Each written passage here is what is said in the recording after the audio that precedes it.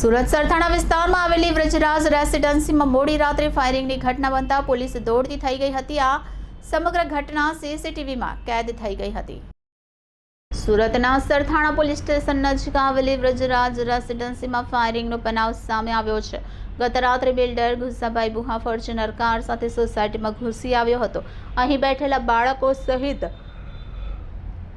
લોકો સાથે વાતચીત કર્યા બાદ કારની અંદર જ બેઠા બેઠા હવામાં એક રાઉન્ડ ફાયરિંગ કર્યું હતું, જેને પગલે બાળકો સહિત લોકો ભયભીત થઈ ગયા હતા। સમગ્ર ઘટના સીસીટીવીમાં કેદ થઈ ગઈ છે। જોકે ફાયરિંગ કરનાર જમીન દલાલની પોલીસે ગણતરીની કલાકોમાં જ ધરપકડ કરી લીધી છે। તેણે પ્રાથમિક પૂછપરછમાં જણાવ્યું હતું કે તેમની પાસે લાયસન્સવાળી ગન છે અને થોડા સમયથી ટેસ્ટિંગ કર્યું ન હતું, એટલે ટેસ્ટિંગ કરવા ફાયરિંગ કર્યું હતું। કાર ચાલકની બાજુની સીટ પર બેસેલા એક શખ્સ દ્વારા લોકો સાથે વાતચીત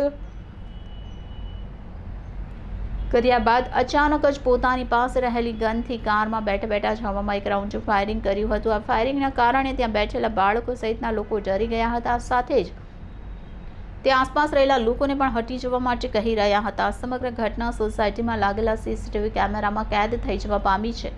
પોલીસ સ્ટેશનની પાછળની સાઈડ જ આવેલી સોસાયટીમાં ફાયરિંગના બનાવના પગલે સરથાણા પોલીસ સ્ટેશનનો કાફલો ઘટના સ્થળે દોડી ગયો હતો।